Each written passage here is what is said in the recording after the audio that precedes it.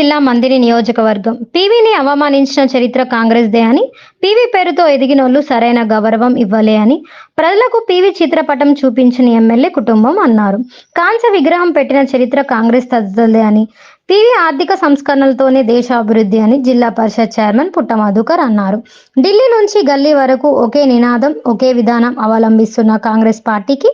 దేశ మాజీ ప్రధాని పివి నరసింహారావును అవమానపరిచిన చరిత్ర ఉందని, మాజీ ప్రధాని బహుభాషా కోవిదుడు పివి నరసింహారావు జయంతిని పురస్కరించుకొని మంతిని పట్టణంలోని పివి కాంస్య విగ్రహానికి ఆయన పూలమాలలు వేసి నివాళులు అర్పించారు. ఈ సందర్భంగా మాట్లాడుతూ,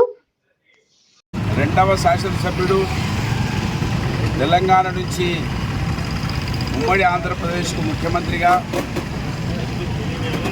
దక్షిణ భారతదేశం నుండి మొదటిసారి ప్రధానమంత్రిగా మంత్రిని పేరును ప్రపంచవ్యాప్తంగా వినిపించినటువంటి, ఆర్థిక సంస్కరణలు తీసుకొచ్చినటువంటి బహుభాషా కోవిదులు, పెద్దలు, పూజ్యులు, కీర్తిశేషులు పివి నరసింహారావు గారి జయంతిని ఇవాళ జరుపుకోవడం, వారి కాంస్య విగ్రహానికి పూలమాలలు వేయడము మా అదృష్టంగా భావిస్తూ ఉన్నాం. కాంగ్రెస్ పార్టీ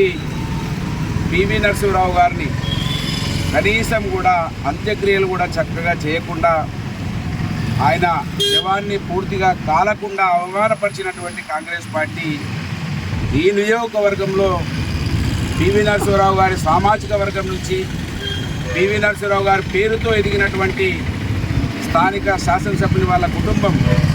ఆయన కనీసం చిత్రపటాన్ని కూడా ఇక్కడ చూపించకుండా అవమానపరిచినటువంటి చరిత్ర ఇవాళ ఉన్నటువంటి ఎమ్మెల్యే కుటుంబానికి ఉన్న విషయాన్ని ఈ సమాజానికి గుర్తు చేస్తూ, నా బాధ్యత ఈ నియోజకవర్గంలో అనేక మంది మహనీయులను చూపించాల్సిన బాధ్యతను ఇవాళ ఉన్న ఎమ్మెల్యే కావచ్చు, ఆయన తండ్రి కావచ్చు తీసుకోకపోగా ఈ మహనీయులను అవమానించినటువంటి చరిత్ర వెలికి తీసి ఇవాళ పివి నరసింహారావు గారి విగ్రహాన్ని బీసీ సామాజిక వర్గం నుంచి వచ్చిన నేను కాంస్య విగ్రహాన్ని పెట్టి గౌరవించినటువంటి చరిత్ర కాంగ్రెస్ ఏతరులకే ఉన్నదనే విషయాన్ని గమనించాలి. కాంగ్రెస్ పార్టీ ఎప్పుడు కూడా గల్లీ నుంచి ఢిల్లీ వరకు, ఢిల్లీ నుంచి గల్లీ వరకు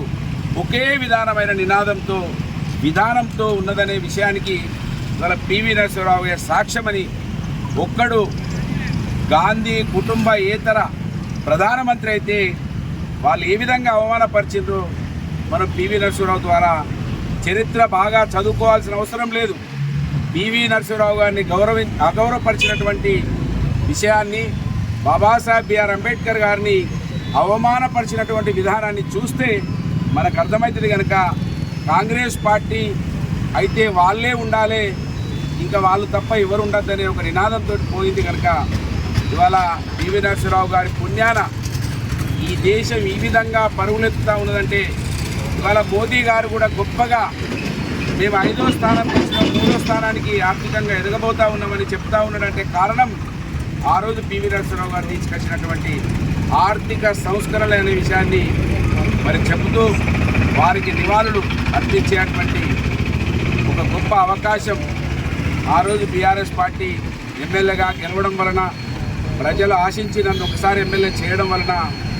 ఇవాళ ఆయన చిత్రపటం ఇక్కడ కనబడుతూ ఉన్నదనే విషయాన్ని గుర్తు చేస్తూ, వారి జయంతిలో పాల్గొన్నటువంటి మా కుటుంబ సభ్యులందరికీ హృదయపూర్వకంగా శుభాకాంక్షలు. జై తెలంగాణ, జోహార్ పివి నరసింహారావు. ఈ కార్యక్రమంలో నాయకులు, మహిళలు, కార్యకర్తలు తదితరులు పాల్గొన్నారు.